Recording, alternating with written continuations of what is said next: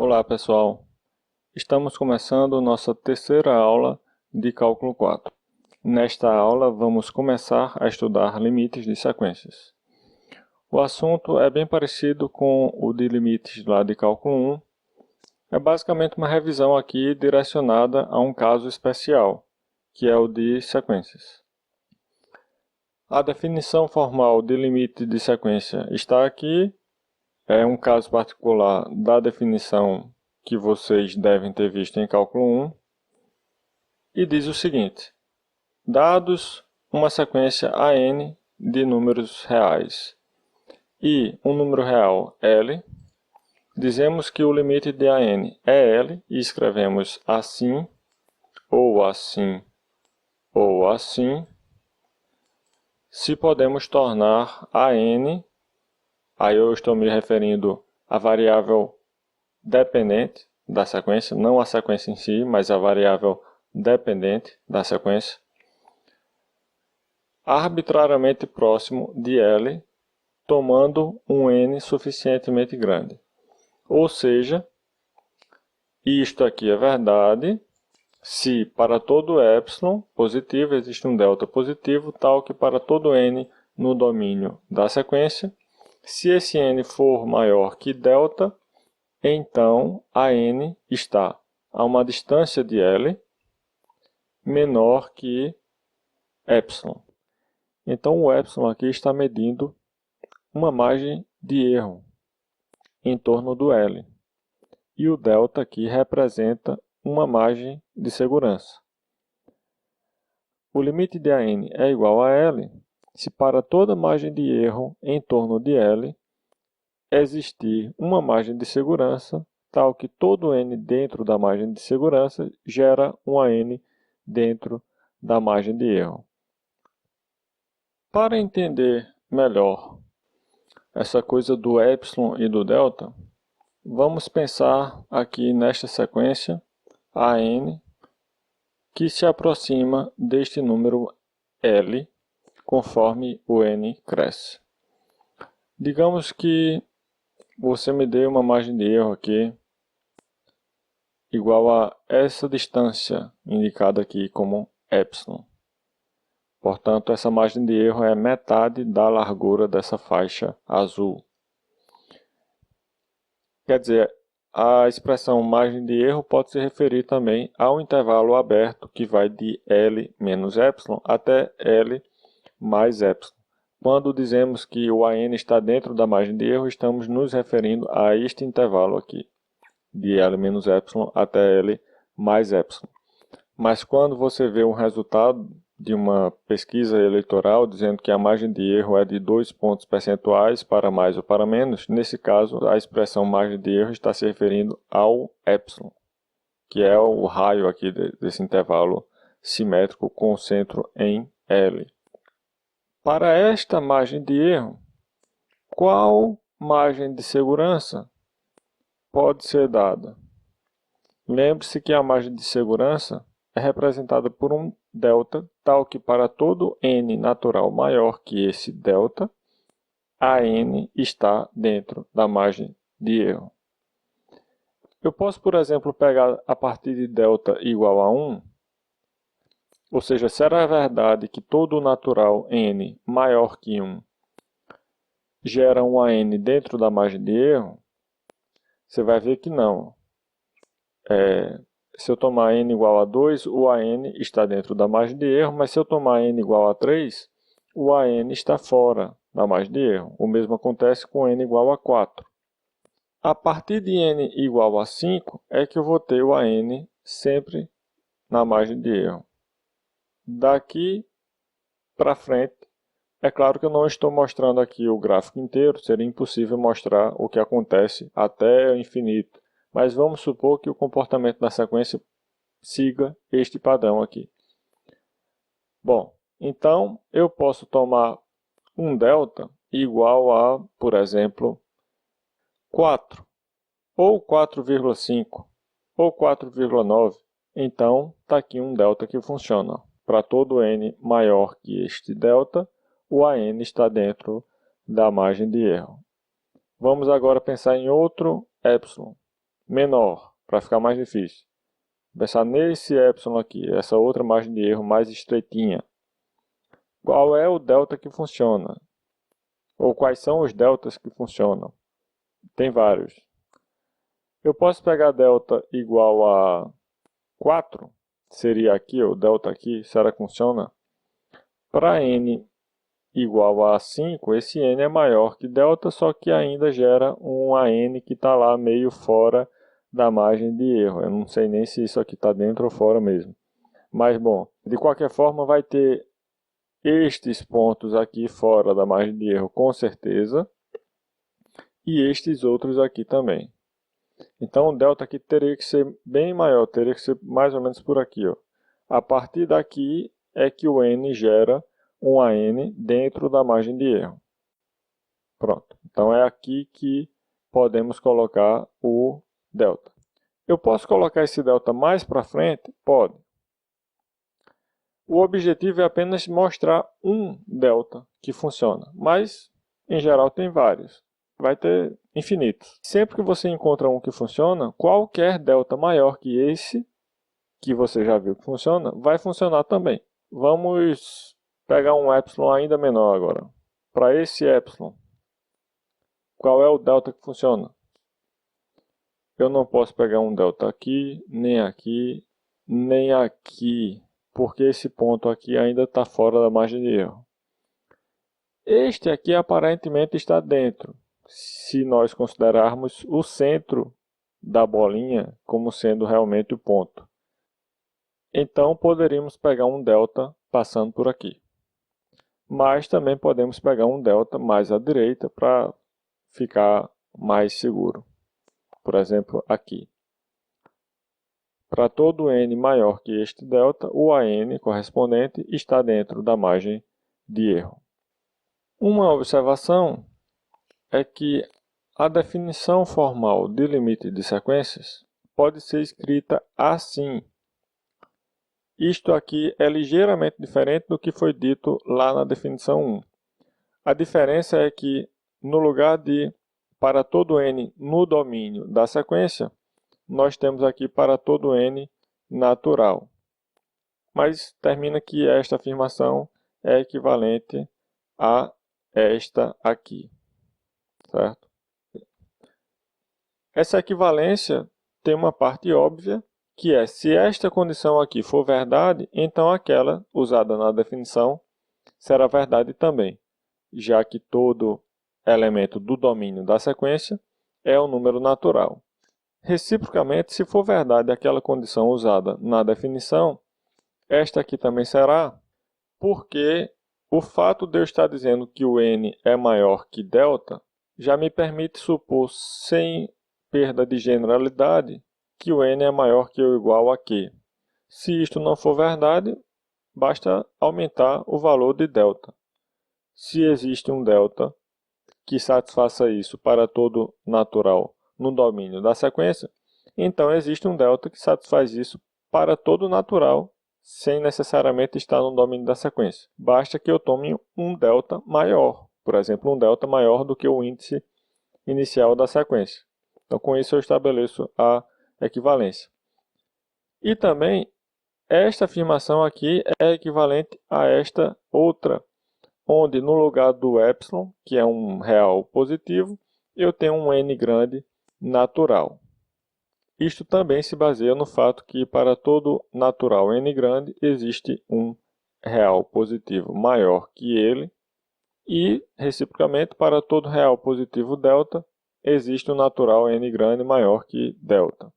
Então, podemos usar tanto essa condição quanto esta outra, o que for mais conveniente no contexto onde quisermos usar a definição de limite. Se duas sequências diferem apenas pelo índice inicial e uma delas tem um limite L, então a outra vai ter este mesmo limite L. É o que eu estou dizendo aqui nesta observação 1. Se eu tenho duas sequências AN e BN, com índices iniciais Q1 e Q2, respectivamente, sequências de números reais, e se estas sequências coincidem para um n suficientemente grande, então para todo número L real, se a sequência n tem limite igual a L, então a sequência Bn terá também limite igual a L e vice-versa. Se o limite de Bn for L, então o limite de An vai ser L também. Isto é verdade porque o índice inicial da sequência não aparece na definição de limite. Estas condições aqui, nenhuma delas tem o índice inicial da sequência. O valor desse índice simplesmente não influencia a validade ou a invalidade de cada uma destas afirmações e também, claro, daquela outra que usamos na definição. Por causa disso, frequentemente vamos omitir a informação sobre o índice inicial quando estudarmos sequência com respeito a limites. Exemplo 1 fala de limite de uma constante. Você lembra de cálculo 1 que limite de uma constante é a própria constante. Isso vale se essa constante estiver representando uma função real em geral e, claro, também no caso de sequência constante. Quando aplicamos a definição de limite para este limite de constante, obtemos o seguinte: para todo epsilon positivo, existe um delta positivo, tal que para todo n natural, esta implicação é verdadeira. Perceba que o C aqui está no lugar do AN e também do L. Ela é a sequência e também o limite. E esta parte da implicação é obviamente verdadeira, porque módulo de C menos C é módulo de zero, que é zero. E é claro que se o epsilon é positivo, então zero é menor que epsilon. Como a parte consequente da implicação é verdadeira, a implicação é verdadeira. Parte consequente é esta parte que fica depois da setinha. Sempre que a parte consequente é verdadeira, a implicação também é. E isto prova que o limite de C é C. Perceba que eu nem sequer precisei me preocupar com o delta, né?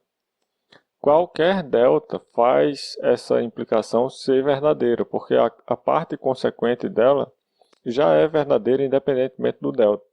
Então eu estou dizendo aqui embaixo, pegue qualquer número positivo. Por exemplo, 7 elevado a π menos raiz de 3, esse número é positivo.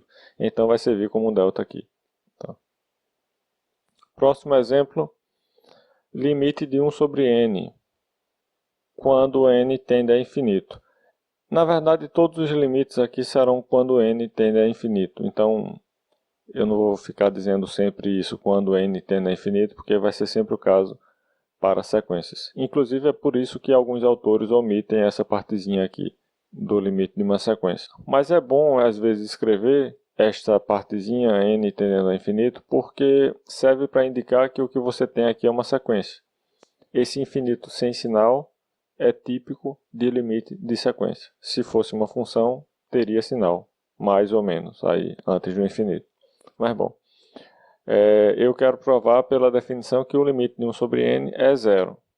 A definição de limite aplicada a essa sequência nos dá o seguinte: para todo epsilon positivo existe um delta positivo, tal que para todo n natural, se n é maior do que delta, então o módulo de 1 sobre n menos 0 é menor que epsilon. Simplesmente apliquei a definição aí. Agora, eu preciso mostrar o delta para um dado epsilon positivo. A gente costuma pensar nesse tipo de problema começando por esta parte que envolve o epsilon. É ele quem vai me dizer quem deve ser o delta. Então, se a gente simplificar aqui, módulo de 1 sobre n menos 0. Isso vai dar 1 sobre n mesmo, porque n é positivo, enfim. Aí eu vou ficar com 1 sobre n menor que epsilon, que equivale a n maior que 1 sobre epsilon. Então, essa implicação equivale a esta aqui. N maior que delta implica n maior que 1 sobre epsilon. E aí já fica claro que o delta que eu preciso colocar aqui para que esta implicação seja verdadeira é 1 sobre epsilon. Se eu colocar 1 sobre epsilon aqui no lugar de delta, eu vou ficar com n maior que 1 sobre epsilon e implica n maior que 1 sobre epsilon. Isso é uma tautologia, da forma P implica P. Logo, é verdadeira. Portanto, isso mostra que o limite de 1 sobre n é zero. Aqui nós temos uma ilustração do que acontece com esta sequência 1 sobre n, à medida que tomamos valores de epsilon e observamos os valores de delta correspondentes. Se eu tomar um epsilon, por exemplo, igual a este comprimento aqui, do zero até este pontinho, quem é o delta? O delta que faça com que todo n maior que delta corresponda a um AN dentro dessa faixa azul aqui. Eu posso tomar um delta aqui, né? Um pouco maior que zero. Ó. Então, todo n maior que delta vai gerar um AN dentro dessa faixa azul aqui, que é a margem de erro. Se eu diminuir a margem de erro, aí eu preciso tomar um delta maior. Esse aqui já resolve. Para todo n maior que este delta, o AN está dentro da margem de erro. E para este epsilon aqui, qual delta resolve? Aqui eu já preciso pegar mais para frente, aqui, né? É claro que se eu pegasse aqui, resolveria também. Todo n daqui para frente também gera um AN dentro da faixa azul, que é a margem de erro. E para esta margem de erro, bem estreitinha, eu preciso tomar um delta aqui. Resumindo, para todo epsilon, tome o delta como sendo 1 sobre epsilon. Isso resolve. Perceba que neste exemplo 2, que acabamos de ver, nós calculamos o limite de 1 sobre n sem nos preocupar com o domínio desta sequência, sem saber o índice inicial. Então, aquele resultado, na verdade, serve para todas as sequências dessa forma 1 sobre n, independentemente do índice inicial. A mesma coisa pode ser dita com respeito ao exemplo 1, que foi o exemplo de sequência constante. Qualquer sequência constante, independentemente do domínio, tem como limite a própria constante. Agora que estamos falando de limites de sequências, é importante salientar que isto não tem nada a ver com sequência limitada. Quer dizer, até tem alguma coisa a ver, mas não significa que uma sequência limitada tenha algum limite. São definições diferentes. Ser limitada não significa ter limite. Nós vimos até agora dois exemplos de limites de sequências. Em ambos, nós provamos um limite. Mas, às vezes, a sequência não possui limite. E aí você tem que provar uma coisa mais difícil, que é, para todo L real, esta sequência não possui limite igual a L. É o caso, por exemplo, da sequência menos 1 elevado a n, cujo gráfico é mostrado aqui. É intuitivamente claro que ela não tem limite porque ela fica oscilando, então os termos dela nunca se aproximam muito bem de nenhum número. Agora, como é que eu posso justificar isso mais precisamente? Eu vou mostrar aqui o argumento por meio de figuras, e você pode ler em detalhes ele neste exemplo 3. Bom, podemos separar por casos, né? O L pode ser um número maior que 1, igual a 1, entre 0 e 1, igual a 0, entre menos 1 e 0, igual a menos 1, ou menor que menos 1. E cada um desses casos está sendo estudado aqui por meio de uma figura. Perceba que os termos dessa sequência estão separados em dois grupos. Você tem uma parte dos termos iguais a 1 e outra parte igual a menos 1. Vai existir uma margem de erro em torno desse L, que pode até incluir uma parte dos termos da sequência, mas deixa a outra parte completamente de fora. E isto implica que você não vai conseguir achar o delta, tal que para todo n maior que delta, o AN esteja dentro da margem de erro. Observe aqui, ó, todos esses termos aqui estão fora. o n vai aumentando e eles continuam fora. Então o problema aí não é aumentar o n, pode aumentar à vontade. Essa turma aqui de baixo vai continuar fora da margem de erro. E o mesmo problema vai ocorrer para os próximos casos. Sempre vai ter uma margem de erro aqui que deixa uma parte de fora. Ó, deixou a parte de baixo. Essa figura mostra uma margem de erro que está deixando, na verdade, todo mundo de fora. A parte de cima e a parte de baixo, porque esse intervalo aqui é aberto. Ele não tem fronteira. Os pontos que parecem estar na fronteira aqui, na verdade, estão fora dessa faixa azul. Nos casos anteriores, uma margem de erro como esta, que deixa os termos aqui de baixo do lado de fora, pode ser construída com um epsilon tal que L menos epsilon seja um número entre menos 1 e 1, como é mostrado aqui. L menos epsilon passa no meio entre a parte de baixo dos termos e a parte de cima. Isto fará com que eles se separem. Uma parte fique dentro e outra parte fique fora. Na verdade, nem precisa que uma parte fique dentro. Se você diminuir essa margem de erro aqui, as duas eventualmente vão sair dessa margem de erro. Neste outro caso, L igual a zero, ou as duas partes estão dentro da margem de erro, ou as duas estão fora. Pronto, e analogamente, para L negativo, basta tomar um epsilon tal que L mais epsilon passa aqui no meio entre menos 1 e 1. Isso vai fazer com que pelo menos uma parte dos termos fique fora da margem de erro. Então, nesse caso aqui eu tomei uma margem de erro que deixou as duas partes do lado de fora. Então é isso, sempre vai existir uma margem de erro que deixa pelo menos uma daquelas partes dos termos da sequência do lado de fora. E como são partes que possuem índices arbitrariamente grandes, isto significa que aquela sequência não tem limite finito. Depois vamos ver que ela também não tem limite infinito. Vamos adiante.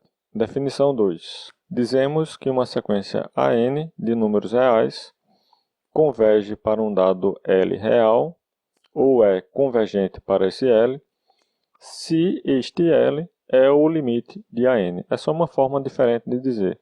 Ao invés de dizer que o limite de AN é L, você pode dizer que a sequência AN converge para L, mas isso só vale se o limite L for finito. Nós vamos ver daqui a pouco que existe também limite infinito para sequências. Se for infinito, você não vai dizer converge. Essa palavra é para limite finito. Você pode também dizer que a sequência converge, sem especificar para onde, se existir algum limite finito para o qual ela converja. E se não existir, você pode dizer que a sequência diverge ou é divergente. Então, nós vimos 3 exemplos já. O primeiro foi aquele da sequência constante e nós vimos que ela converge para a própria constante. O segundo foi o da sequência 1 sobre n e nós vimos também que ela converge para zero. E o terceiro foi o da sequência menos 1 elevado a n, que nós vimos que não converge, ou seja, diverge. Como já dissemos, sequência limitada e sequência que tem limite são coisas diferentes. As definições são diferentes. Mas dissemos também que esses conceitos estão, de certa forma, relacionados. E a maneira pela qual eles estão relacionados é descrita aqui nesta proposição 1. Toda sequência de números reais convergente é limitada. Pela contrapositiva, toda sequência de números reais ilimitada é divergente. Mas cuidado, porque a recíproca dessa proposição não é verdadeira. Ou seja, nem toda sequência limitada é convergente. E um contra-exemplo é a sequência menos 1 elevado a n, que já estudamos. Ela é limitada, mas não tem limite. Vimos que ela não tem limite finito e veremos também que ela não tem limite infinito.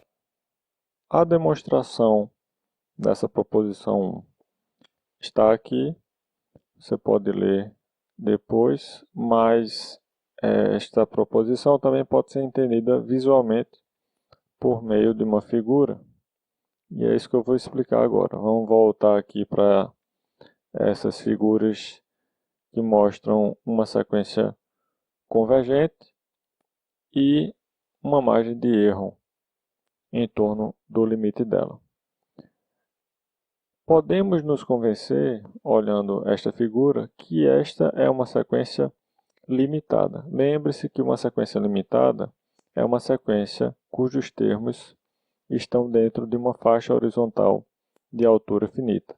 Aqui nós temos uma faixa horizontal de altura finita, só que esta faixa não inclui todos os termos da sequência, inclui todos cujo índice é maior do que um dado delta aqui, né?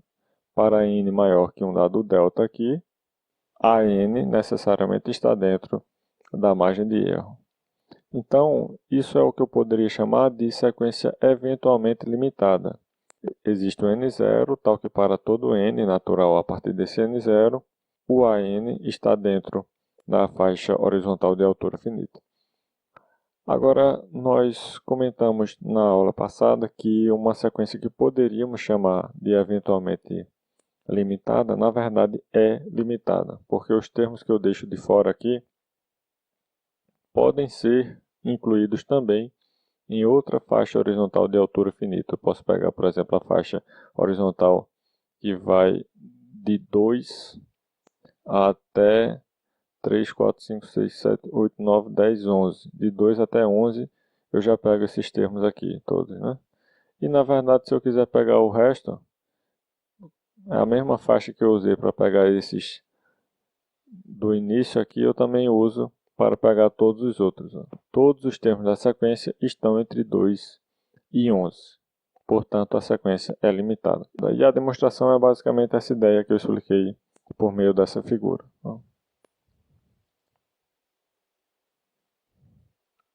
Está aqui a demonstração.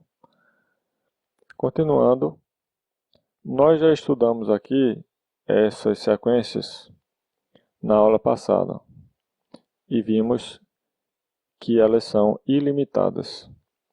Então, por esta proposição 1, que acabamos de ver, as três sequências são divergentes. Veja como é fácil agora mostrar que uma sequência é divergente a partir do fato dela ser ilimitada. É só usar a proposição 1. Na aula passada, também vimos que esta sequência n fatorial sobre 2 elevado a n é ilimitada e agora podemos concluir que ela diverge. Bom, vamos parar por aqui. No próximo vídeo, continuamos com a definição e alguns exemplos de limites infinitos. Até a próxima.